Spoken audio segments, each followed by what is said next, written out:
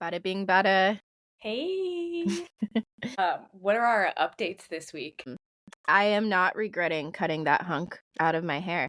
And it's funny because I really thought I was going to, Yeah. and I don't regret it one bit. The amount of anxiety it has taken off of my plate. I'm about to just cut the whole thing short now. I got it straightened today. Maybe I just kind of just cut across. Just do it. I don't know. I am a little more scared about that. But I will say, if you have a dreadlock, just cut it out. Stop stressing over it and just cut it out. Just be done with it. You don't need that kind of negativity.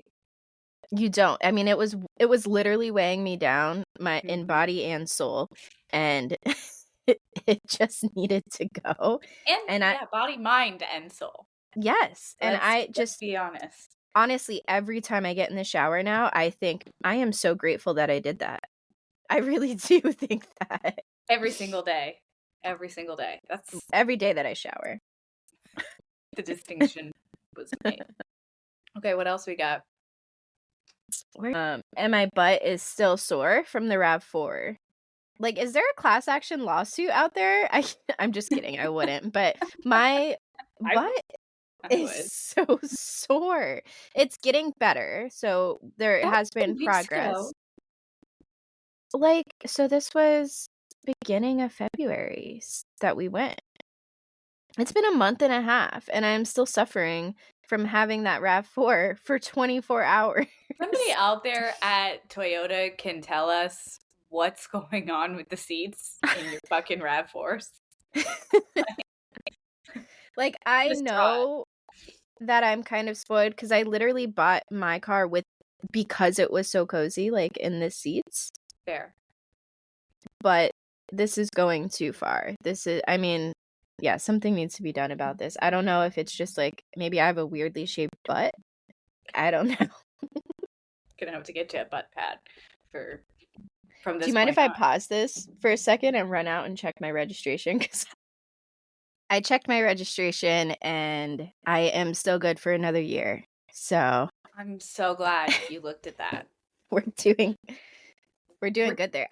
We're doing better than we expected. I'm actually very proud of myself. Thank you to the pod for making me remember to check my registration. Yeah, because I'm only 2 weeks past when it would have been due. So that's fine in Florida, actually. Your face when I said that.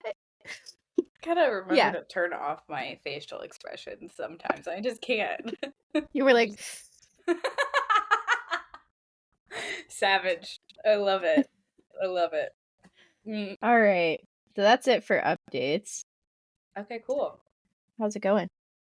I mean, it was a good week. My boys were on spring break, which I thoroughly enjoyed because I didn't have to get up and be out of the house. So on days where I got up early, I just got to kick it. That's amazing. Yeah. I just wish they were always home, honestly. So yeah, that was nice. And my husband hung my hammock at the beginning of the week. Sounds amazing. You FaceTimed me too when you were in it, and I was very jealous. It's good. It is a little too the hooks where the swings were taken down, they're a little too close together. So the first time I laid in it, Sean was like, "You look like a pretzel." You just it's very much like so you have to get kind of situated in it. Can't you just spread the hooks out?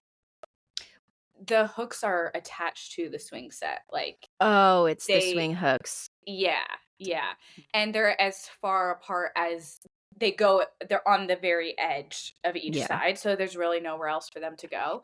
That's always been our issue. We have 2 hammocks, but in our backyard, there's only 1 column on the back porch. So we never could hang our hammocks there. Because at our old apartment before that, we had, there was a balcony above us, so we had a bunch of places where we could hang our hammocks. We weren't supposed to. They always yelled at us to take them down, but then we'd wait a few weeks and we'd put them back up until they noticed and yelled at us. Whatever. It was a cycle. Yeah, highly recommend a hammock in the evening. with a book. I did that every night this week. I laid in my hammock and read my book. That sounds awesome. Yeah. Heck yeah. Good week then. Mm-hmm. Really good. My week was also really good. Brian and I had the week off to watch the baby. I was going to go out of town with them, but we decided it was just easier with the baby to stay back last minute. So I ended up staying back, and it was just so nice, like getting all that time with the baby. I'm just so grateful for it. I feel like I'm coming back from maternity leave now, going into the next week again, which was like hard enough the first time, and now I feel Doing like it all it's over happening again. But it's okay. I'm just so grateful that I got that time with him.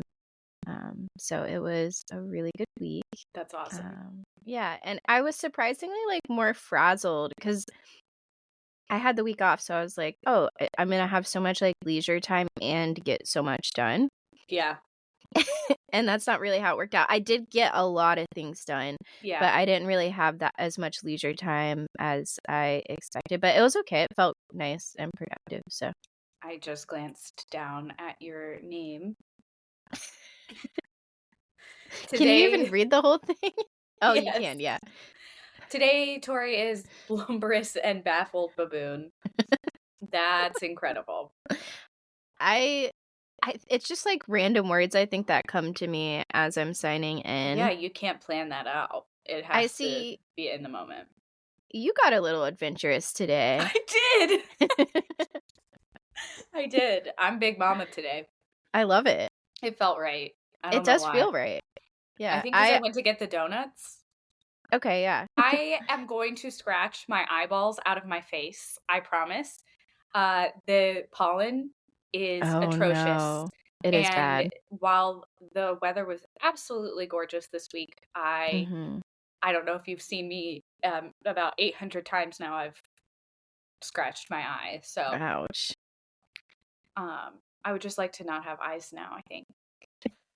Just take them. I don't need them.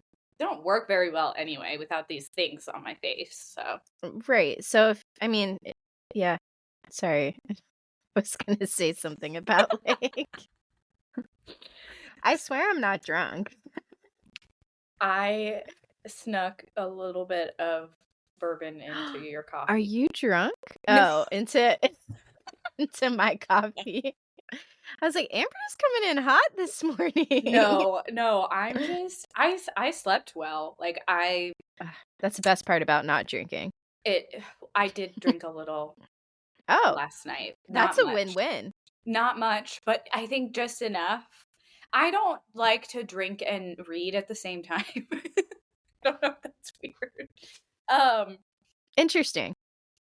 Those two things I never thought of being mutually exclusive. I can't believe I said it out loud.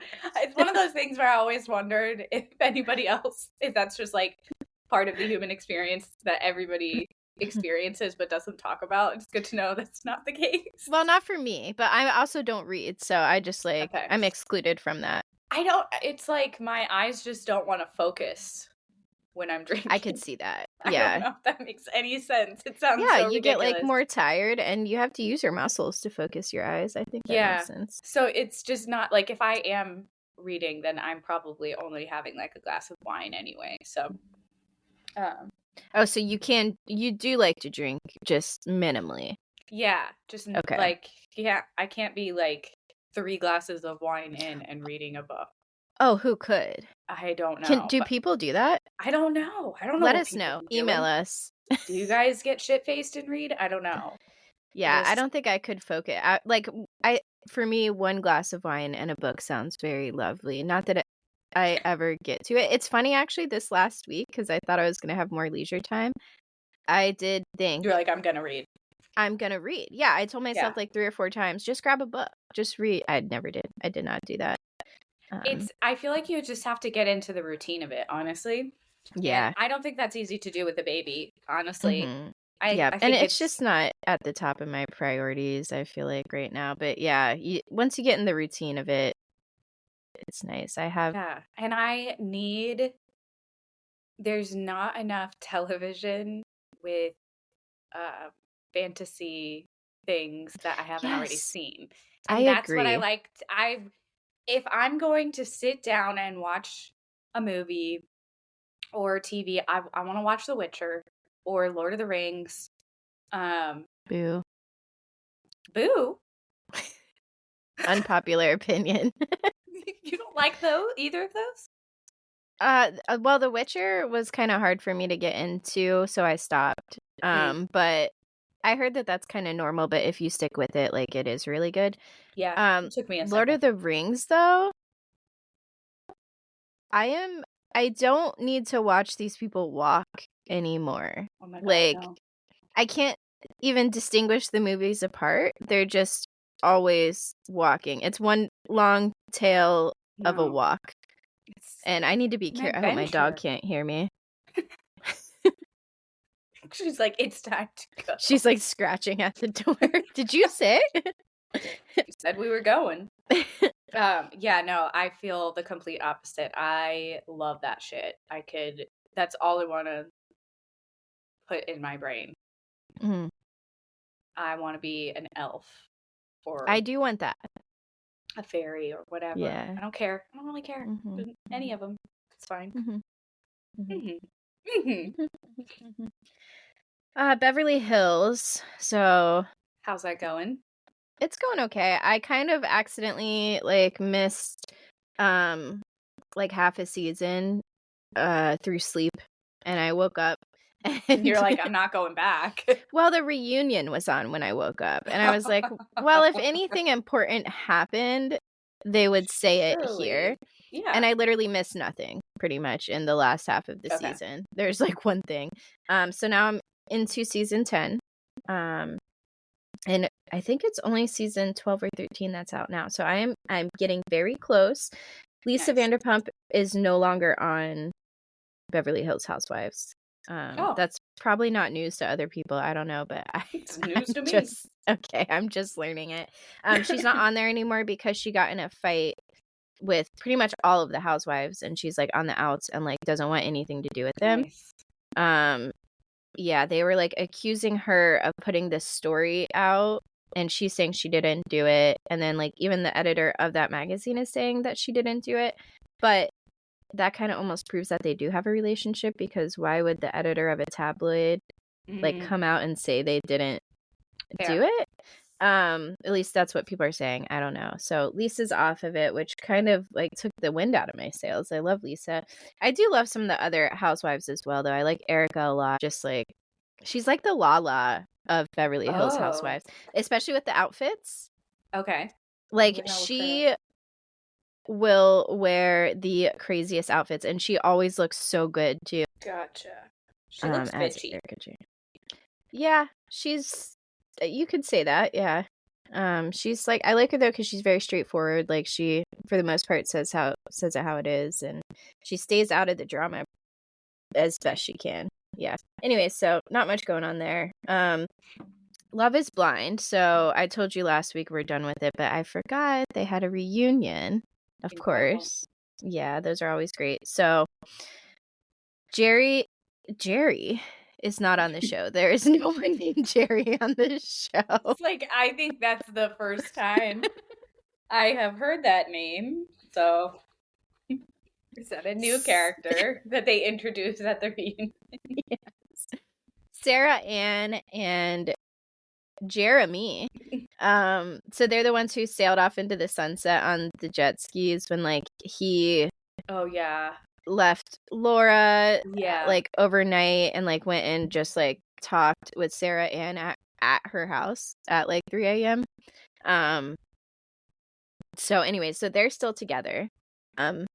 Laura told Jeremy at the reunion that he was a clown, and I'm sure that felt very good for her. And I'm happy for her that's awesome that she got that out.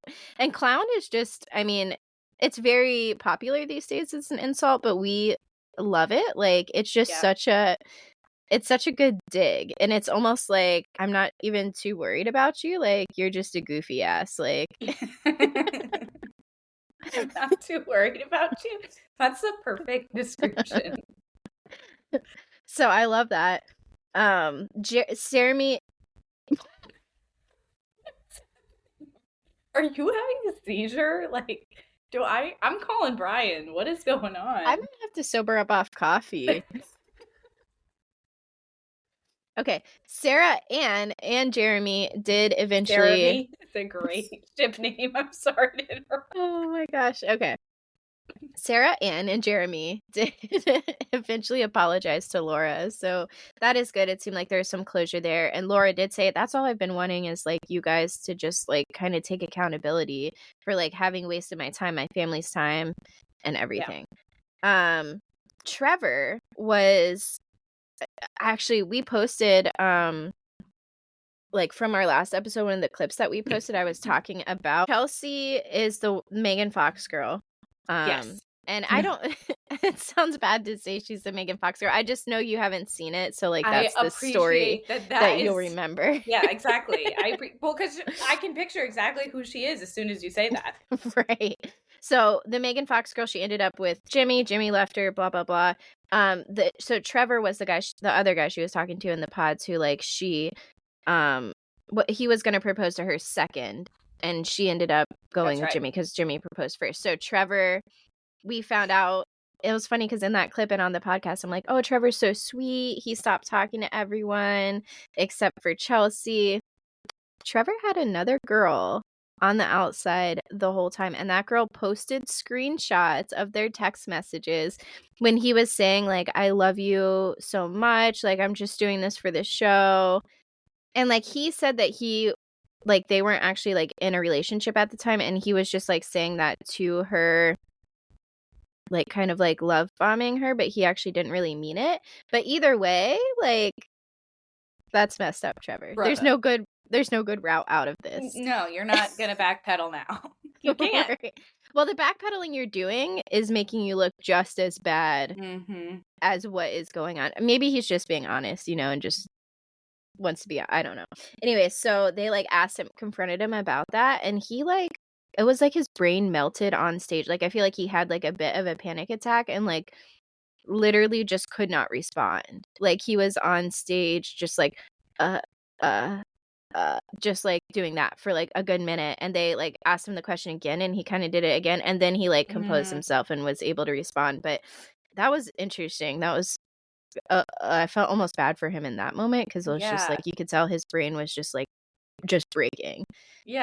So Trevor, not as trash. Yep. Let's see. If you're gonna go through with something like that, I feel like you have to go into it as genuinely as possible. Right. Especially because like if he had actually like proposed to someone, which he was going to, the other guy just got there first, then like I don't know. He did say that, if he proposed, he would have like taken that person seriously and been with him, but it's just kind of hard to believe. So right, it's easy to say that. And then Clay also apologized to AD, which we love to see because that was the girl who like got left at the altar and she was like, I'm never good enough. And it sounds like she's open to dating him again. And he was saying that like she's the love of his life and he made the biggest mistake and whatnot. So maybe they'll get back together, and maybe he's been doing therapy to kind of deal with some of that generational trauma he had. So we love that. We love to see it. And maybe they'll end up together. I don't know. So that's it for Love is Blind, and probably signing off for Love is Blind until next season. Oh, wow. I liked that segment. It was fun to live vicariously through your thoughts on it. Girl, I got you next season. It's amazing. So Vanderpump was... It's popping off. A train wreck. We have like a novel written. We have a lot to say. I thought it was so sweet that you went in chronological order. You like that? You added your notes to mine. I was like, wow, that I wouldn't have done that. I was very careful. I like copied and would lower things and move them around if I needed. That's impressive. It is not easy to format a note on the Notes app. Yeah. It's agreed. Not. I just don't like it. But starting out, I just want to say I love Anne, Tom's assistant. Was she in this episode? Yes, she was in the very beginning. Tom, like, had just Oh. gotten home from Tahoe, and she was actually getting ready to go to the Barbie movie, Yeah, I do which we remember that love. now that you say that. Yeah. I just love She's her. like She's so sweet and, like, it's gotta be hard to stay sweet with dealing with Tom's shit all the time. I assume she no longer works for him, right? Like, there's no way. I don't know. Yeah, I don't know. Ariana did say too, I think in, like, it was the Watch What Happens Live or maybe the Vanderpump Rules after show, I'm not sure which, but she said something about there's more coming with Anne that we'll see, Oh, which is interesting. So, yeah, maybe there's, like, okay. some blow up and Anne quits, I don't know. Ariana did say she loves Anne, so that might Interesting. give Okay. some perspective, She yeah. comes back from the Barbie movie and she's like, "Fuck you, Tom." Yes! Oh my god, I would love that. Incredible. So, like, Sheena, it seems genuine. I do think she's, like, actually, like, sad about her losing a friendship with Tom, but at the same time, like, what woman has not been through something like this? You just have to pick a side Yeah. and stick with it. She's going about it all wrong. Now she's talking about Ariana behind her back instead of just going to Ariana and being like, "Hey, this is where I'm at. If it's too much for you, then maybe we have to take some time back from our friendship." You Yeah. know, Well, and it's like you have to understand that everybody has their own experience in these Mhm. types of situations. Absolutely acknowledge that what Sheena's been through has also been difficult, but it's just like she truly can't take a seat long enough for anybody else's, like, there's just no room for anybody else's feelings when Sheena's involved. Like, It's becoming a big thing. Like, she's really laying it on thick. Like, I'm yeah. grieving. Mm, I am sure that it's a hard situation, especially like she right. was very close to Raquel, it seemed like. So I would think losing both of them was probably very difficult. But I Mhm. don't buy that she's this broken up about it. I think she just needs something to focus on because she is a victim.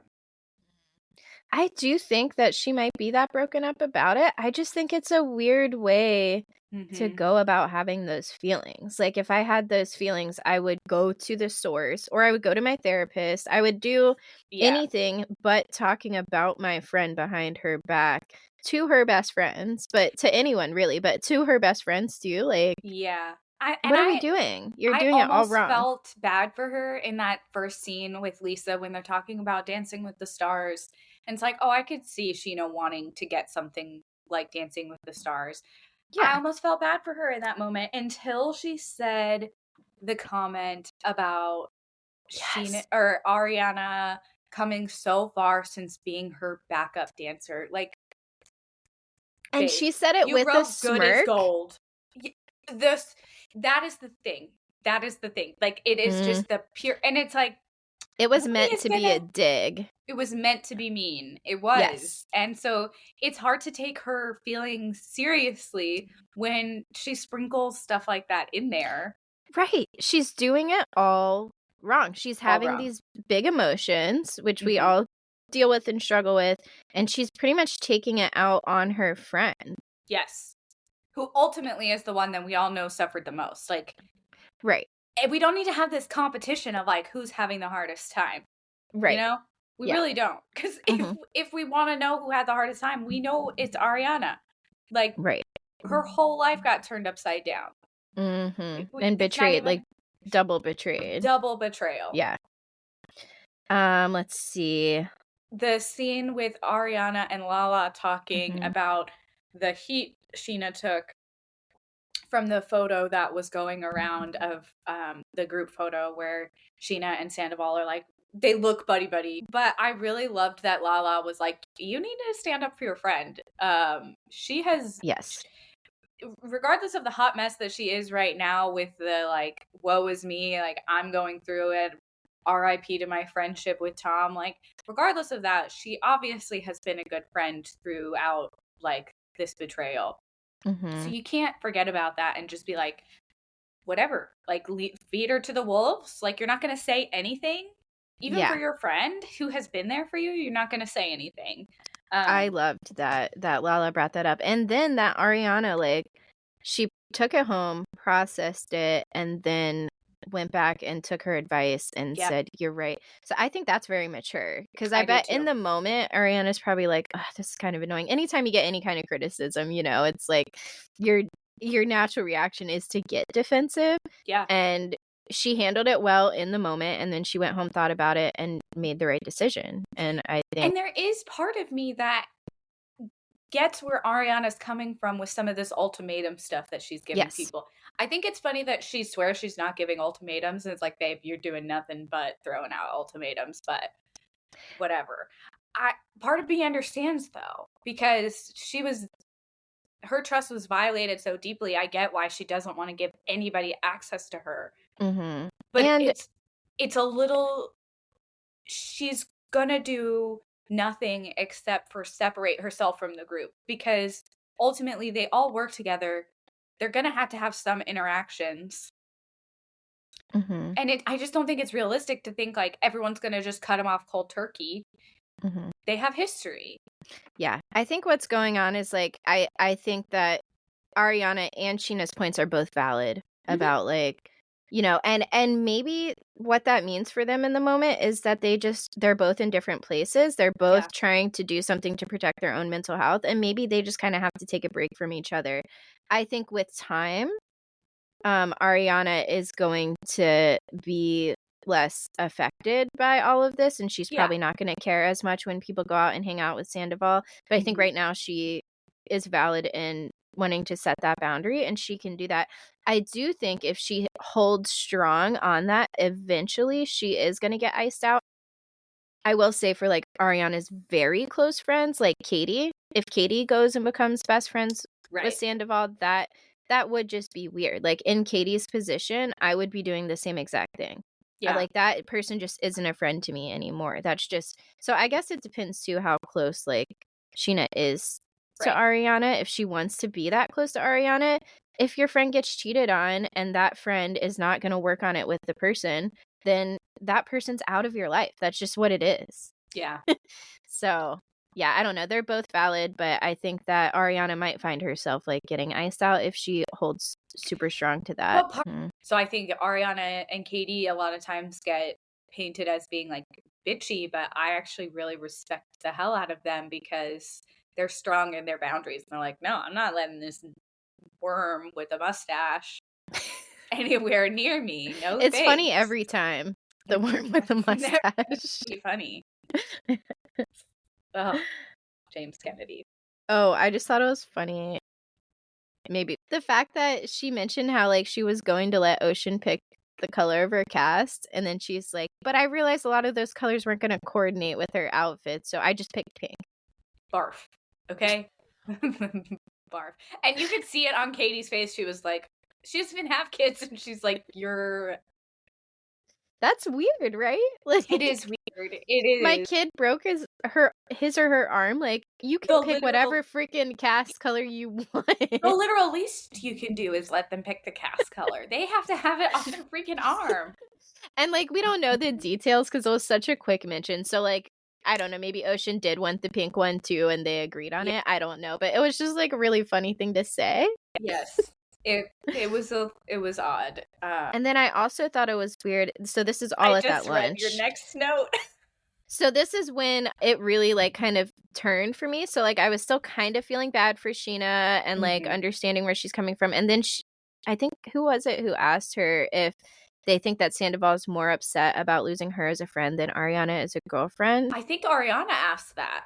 Oh, okay. Yeah. I think, or Katie? Maybe? I thought it was Katie. I can't remember which one of them asked, but she said, yeah, I think he was really sad. Like, yeah, she said, like, this is the first time I believe his tears. And it's like, that's a real strange stance to take. It's so mean to Ariana to say that your ex-boyfriend is mourning his friendship with me over. It's just like, why say that? Like, keep some things in your noggin. Like, everyone has these weird intrusive thoughts, and like, things that like probably aren't socially accepted or not. Keep it in there.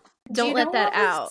was the funniest thing about that dinner is that the fight was between Katie and Lala, but really it was between Ariana and Sheena. That's but it's true. like each of their people is like sticking up for them.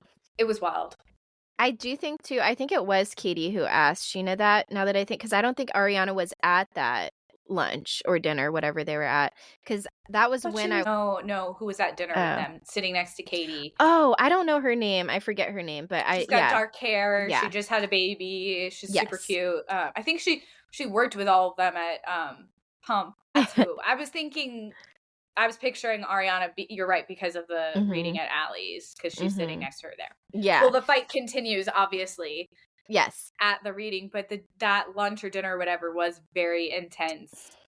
And I loved how Katie, like, you could tell she was getting like more and more aggravated the whole time. And then she just kind of like hit this boiling point, and she's like, I'm not going to sit here and just like talk good about the guy who did this to my best friend. Like, I'm not. And they tried to move on. Like, Sheena fully is like, I slept with that bartender. Oh, that was so funny. And everyone's like, recently? Now? Like, you're married? What? And she's like, no, back in like 2006. And Katie comes back to like, I can't sit here and talk about Tom Sandoval. Like, I will jump off this roof. And she Lala's said, like, we've moved on. We're all moved on to the bartender she fucked in 2006. Yes. R.I.P. I dead. I was like, thank God for Lala's comedic relief in some of these intense moments. Like, how did Katie not laugh her ass off at that? Even mad. I just... Right. I love how she used the word fathomless, too. I just thought that was very well placed. Like, you sympathizing for this guy is fathomless. Like, it is. It is. Period. That's all that needs to be said.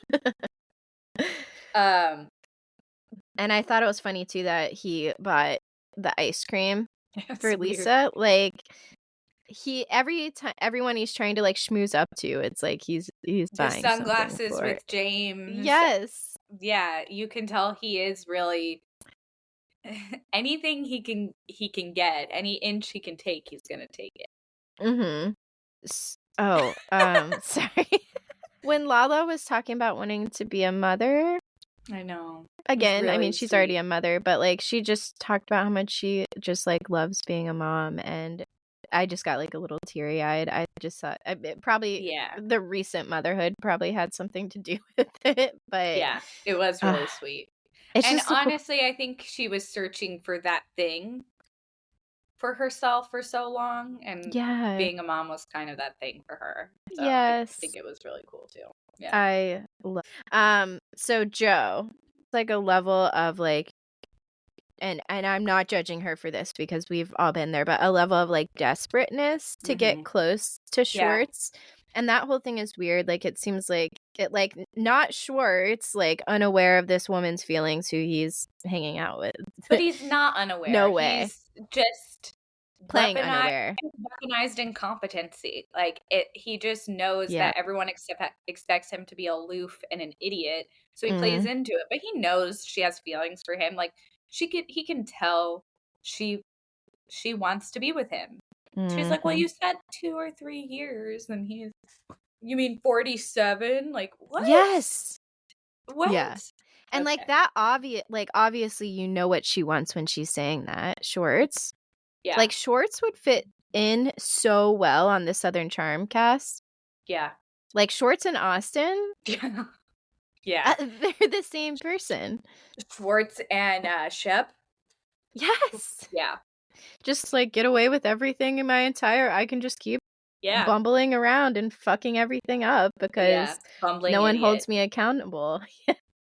Anyways, sorry. I really loved that scene with Allie though. The whole sunglasses thing with Sandoval and Allie reading into Sandoval trying to buy James, and James like definitely leaning into it, and you could just see this look on her face where she was just like, I can see through you, Sandoval. She's very intuitive.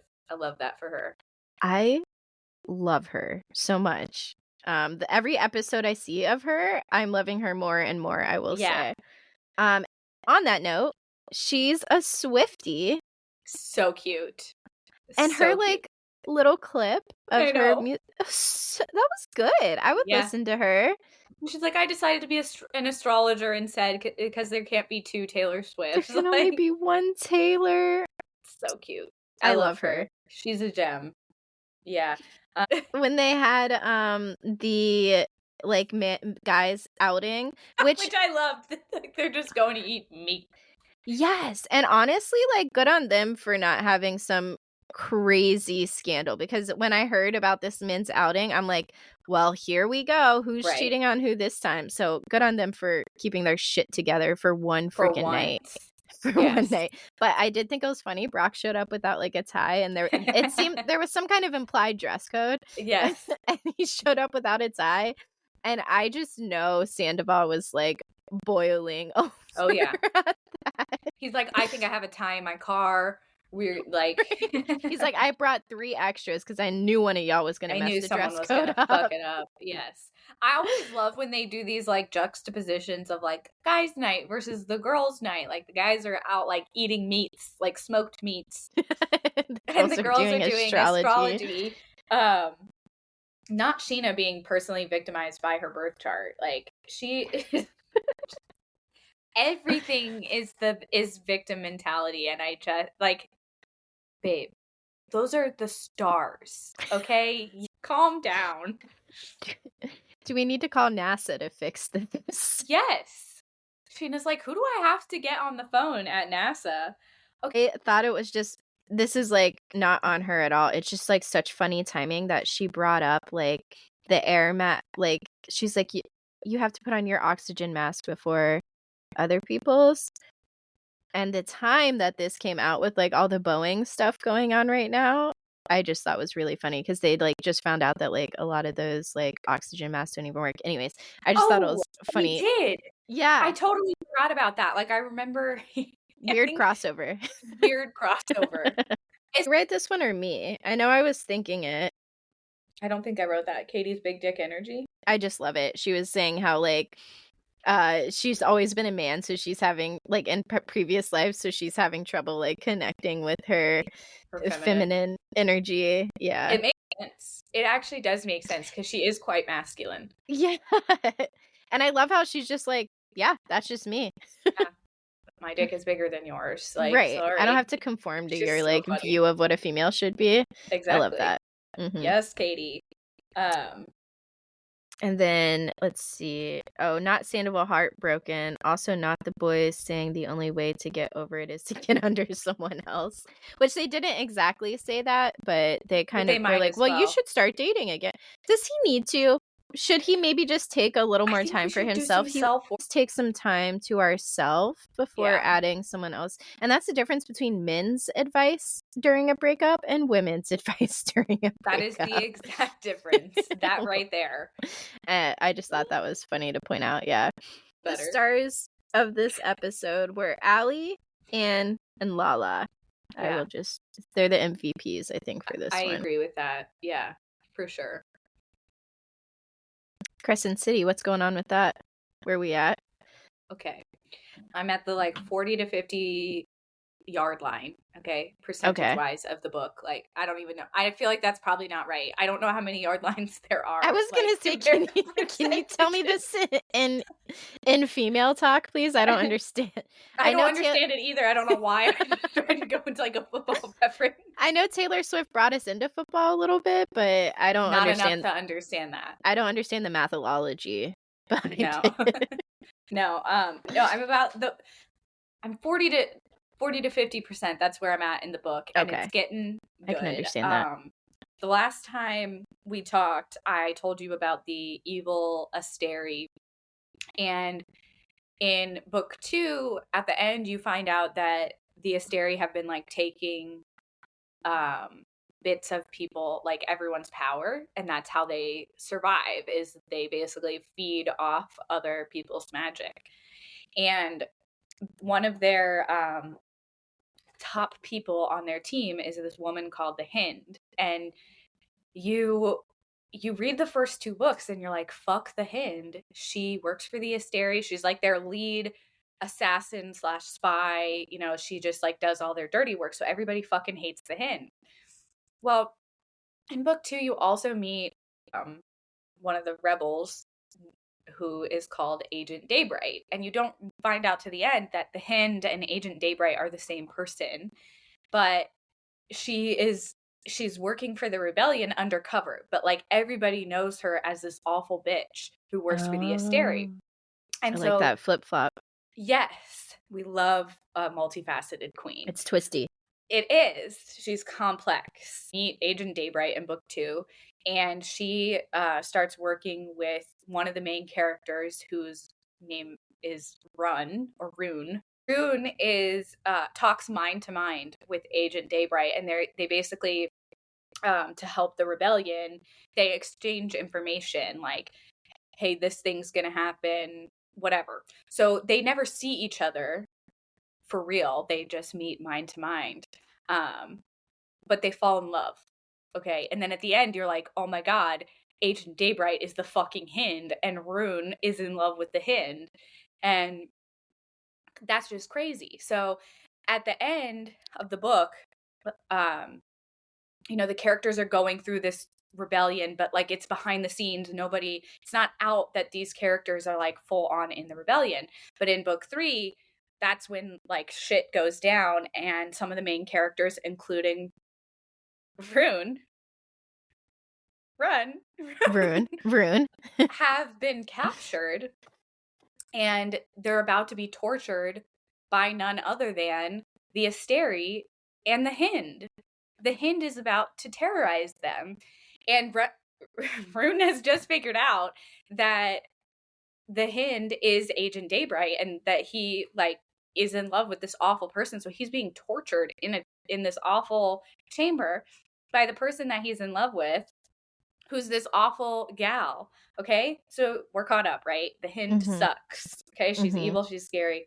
Okay, so it finally gets to like 30% of the book, and she goes to Rune's friends and is like, I'm gonna break him out of the dungeons, but I need your help. And you're like, oh my God, there's no way.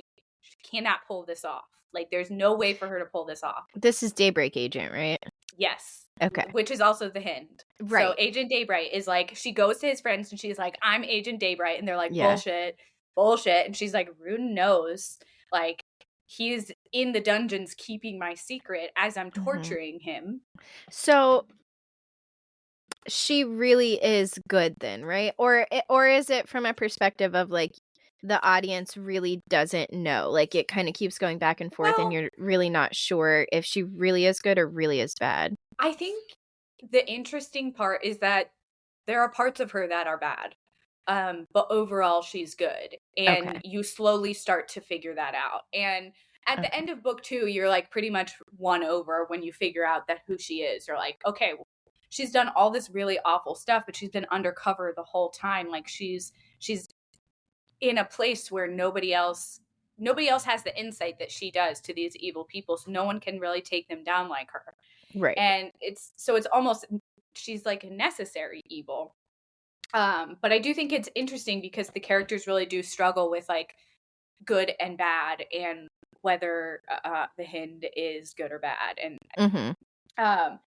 so she tells the friends, like, I need your help to break them out. I'm going to get them out. And it's 3 people in the dungeon. So Rune and Hunt and Baxian. And Hunt and Baxian are angels, but their wings have been like sawed off. Oh. So Lydia regrows their wings. Like she gives her name. The Hind has so many names. Okay. Her real name is actually Lydia. Okay. She's called the Hind. And then Agent Daybright is her rebel name.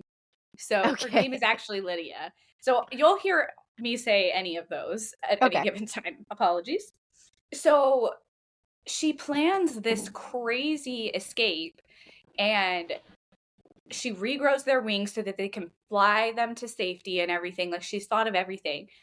She's breaking them out, and they're like, oh my God, this is crazy. The Hind is fucking breaking us out of the Asteri's palace. And she starts blowing things up. Like They're like fleeing in this car, and behind them there's all these explosions, and they realize that she's blowing up their like trade routes, essentially. Like she's trying to screw the Asteri as like one last act of service to the rebellion. Like they're gonna know that I am not with them now because I've broken these guys out of the palace. She kills people on the way out. Like there's no way they don't know. And so they're chasing them down, and she starts this like chain reaction of explosions, and everybody's in the car, these three like huge men who have just been like really really tortured and are in rough shape. They're just like, oh my god, she is like fucking the man from the inside. Like this is crazy. We've always wanted to do this. They're just like watching it happen. And then she basically is like, I'm gonna sacrifice myself to save you guys. So they're driving and they get to like the edge of a cliff, and there is a like basically a submarine waiting to take them to safety. And so that's why she regrew Hunt and Baxian's wings, so that they could fly off the cliff down to the water and go into the submarine. But they have people behind them, the Dreadwolves, the people who the Hind has just screwed over very publicly, are chasing her. And so she's like, okay, I have no choice but to like, you guys go get in the submarine and I'm going to distract them. So she shifts into a deer because she's a deer shifter. And they shift into like their wolf form, and they're just like chasing her. And she's like, she knows she's going to die. Like she knows that she has no choice but to die at the hands of these fucking wolves, or like jump off this cliff and die. And so she jumps off the cliff, and somehow one of the mermen from the submarine like braces her fall, so she doesn't die. I was about to say, I bet she doesn't die. She doesn't die, but she like gets broken into they have to rebuild her. And so it's very intense, and it's like Rune is feeling all these emotions because he's like, I hate her. She's this horrible person. I just found out who she is. She's been torturing me, but like I love her, and now she might die. And so it's like really just this very sensitive moment, and all of a sudden she wakes up and she realizes where she is, and she like rips out all of her like her monitors and all the like cords and stuff, and she just starts running. And Rune is like, what, where are we going? Like, what are you doing, girl? And there she goes. And you find out she has fucking kids, and her kids are on the submarine, and she awakened and didn't think that she could pull off the whole thing that she pulled off and have gotten her kids out, which you have no idea that she even has kids. Like, right. You're like, who's the dad? They're like 15 or something. And so are the kids characters that have been around and we're just finding out that they're no, you find out in that moment. She like runs to this classroom. She like had them stowed away. Yes. Okay. So she gave them up. You find out like after a moment passes, and she's like, oh, they're my kids. They don't even know who she is, that she had to give them up because she worked for the Asteri, and they've been adopted, and the adoptive parents and the kids live on the submarine. They work for the Ocean Queen or whatever. The Ocean Queen. Yeah, because there's different like houses. Anyway, so it was just very, very intense, and I'm like, yeah, I need to talk to somebody about this. The Hind has fucking kids. Like, she has kids. Gosh. She's an evil, awful person. Like, who's the dad? Who is the dad? What is the story, Lydia? So we haven't found out yet. Okay. I can't wait. I'm sure I'm going to get there. Yeah. And I can't wait to share more. But yeah, I can't wait to hear more. I feel kind of pulled into this at this point. Yeah. It's crazy. It's crazy. And honestly, the series has a lot of characters, and parts of the story are getting a little dull to me, and I'm like, I'm not super interested in that. But the Hind, I am all here for the Hind, because I think she's the most interesting to me so far because of her character development. Right. You don't know at what point she becomes a rebel, or if she was always a rebel and she set out to be their pet.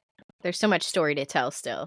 There really is. There really is. And it will be interesting to see like how the kids play into this. I hope we get more information about that, because if it's just like whatever and never mentioned again, I will riot. Freak out. Yeah, me too. Yeah. tone. That's where we're at. So we got the Eras movie this week, and we done got clowned as well. It just kind of as a package deal.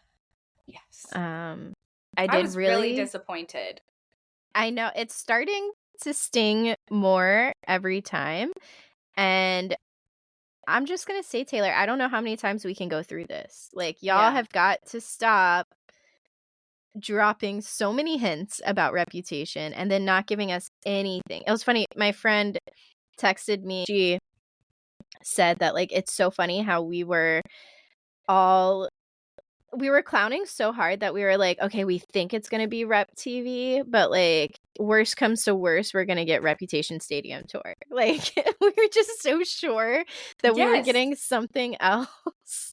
We are a greedy little fan group. We really are, but like it's her fault because she's playing. It's absolutely her fault. Look at me saying it's her fault. No, they are playing into it. And I do think that to a certain level, that stuff is really fun. It's captivating. It keeps us here and guessing.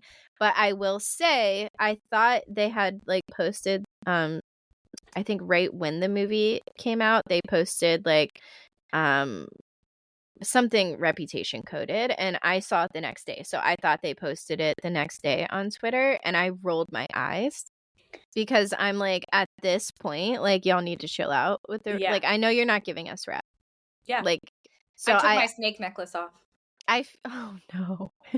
So I feel myself like getting kind of over them teasing it and not giving it to us. Oh, I'm not getting to being over. I'm over it.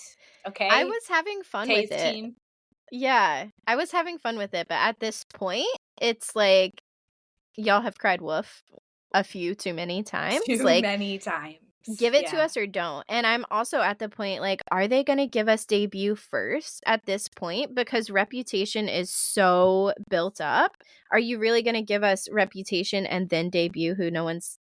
I mean, it's not that we're not excited about debut. I am. I can't wait for those fall tracks too, because I think I Heart is going to be on it, which is a really good song, which isn't on anything recorded at the moment. Okay.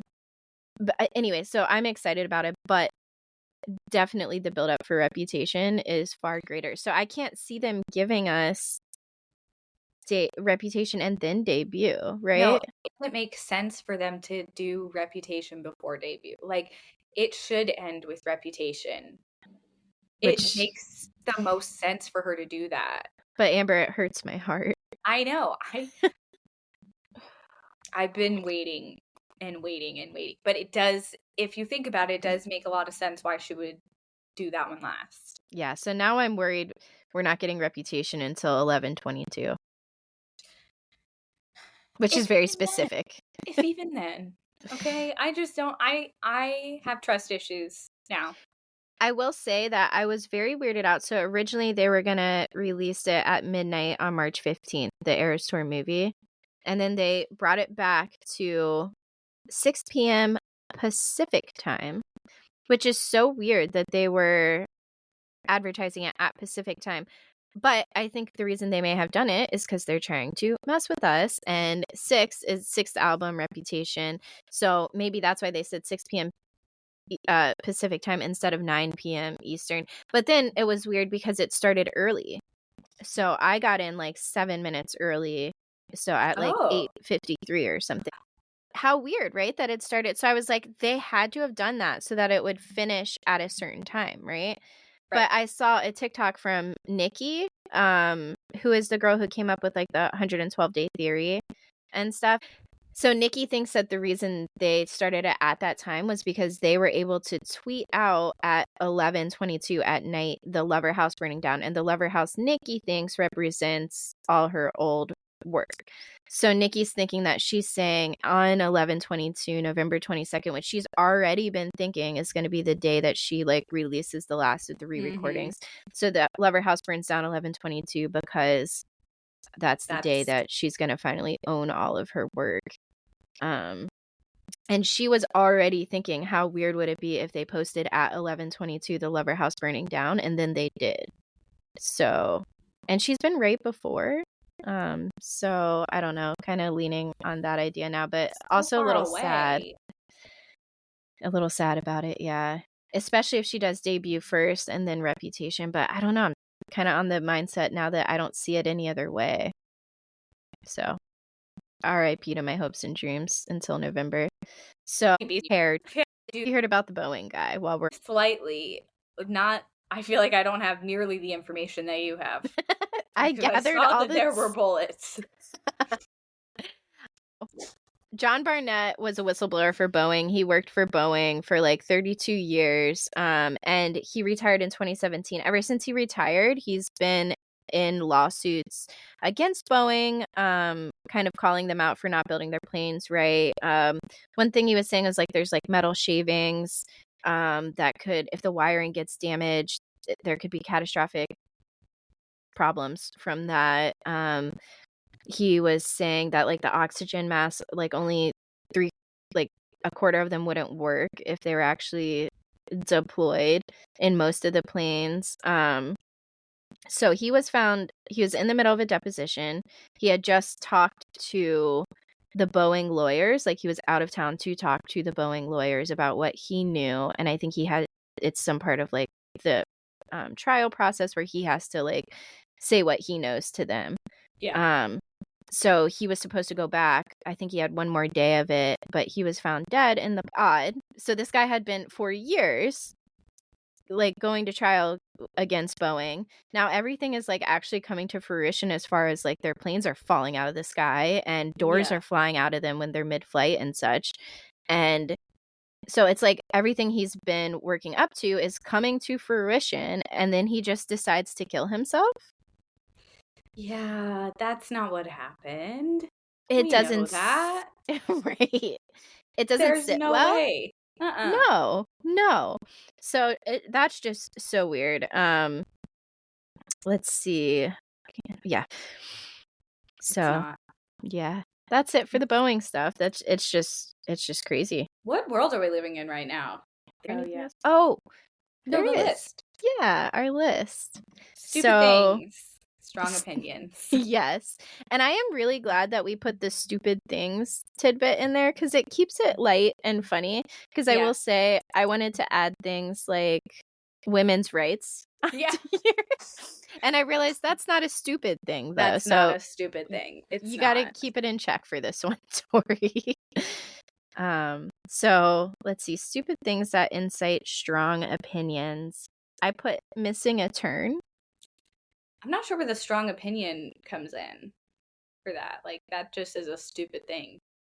Maybe I should put, yeah, it was more of a stupid thing that incites strong feelings, I guess. Because people get really upset when they miss a turn to the point that they will like literally almost cause an accident to not miss the turn. When it's like, you could literally just go up to the next light or you could go up to the next exit and turn around. Without killing anyone. It's crazy that option is it seems like the worst choice. It's not gonna happen. It's not gonna happen. People don't even consider that as an option sometimes. No. I feel like no, it like doesn't even cross their mind that they can do that. Like, I've got to slam on my brakes. Or my favorite is when people like come across like 4 lanes of traffic to get to their turn. Right. You know, like that's exactly everybody off that's on the road. That's exactly what I was thinking about when I wrote that one down. Yeah. Taylor Swift being shown at NFL games. That is a stupid thing that elicits strong feelings. People specifically men. The Chads and Brads. Yeah, the dads and Brads are pretty upset about that one. So that is, yeah, that one just cracks me up. Even like the NFL's like, hey, thanks. When someone tells me it could be worse, specifically when it's my mom telling me. No. And we know she's right, usually. Right. You do, which is why it's a stupid thing and it's not like the women's rights thing. Right. Because it's like, you know she's right, but it's like, I'm just mad, Mom, okay? Let me be mad, yeah. Sometimes I just need you to rile me up a little, you know? Like, just get on my team, Mom. You're like, stop trying to make me like, it's not gonna work.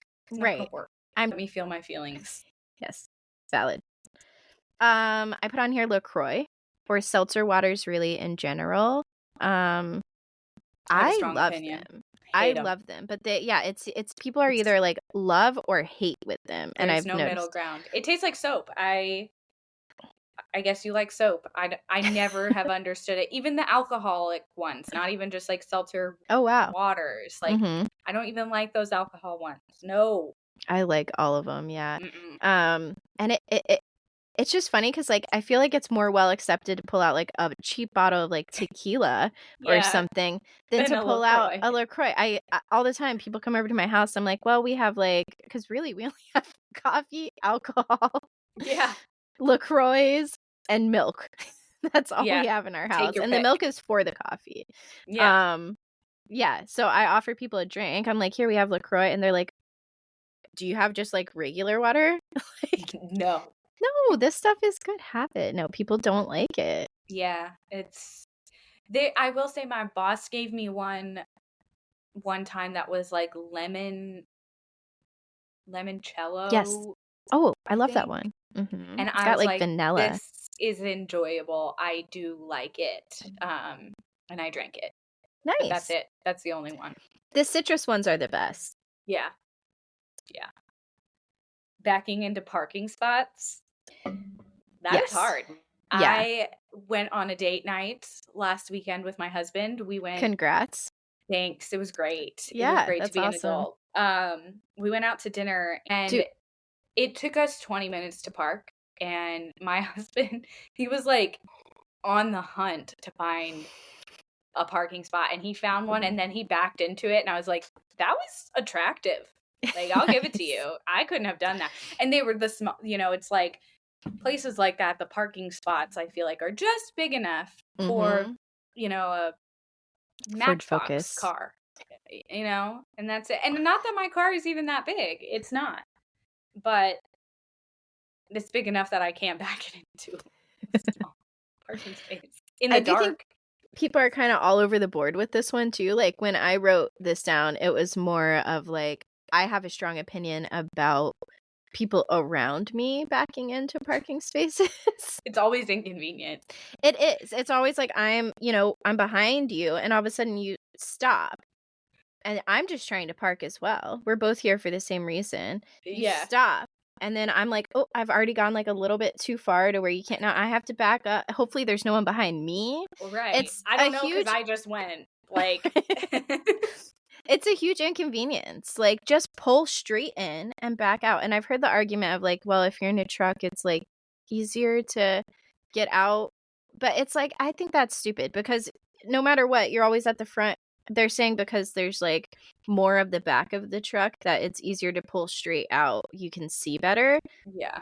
Really, I think that's bullshit though, because the passenger seat in reference to where it's at, like in the parking space, whether you're in a freaking truck, I said passenger driver seat, whether you're in a truck or a car or what the fuck ever, you're like, your seat is pretty much in the same place in that parking space, and you can see. I know you can see. You can do it. We have freaking cameras that do it for us now too. Right. Like, right.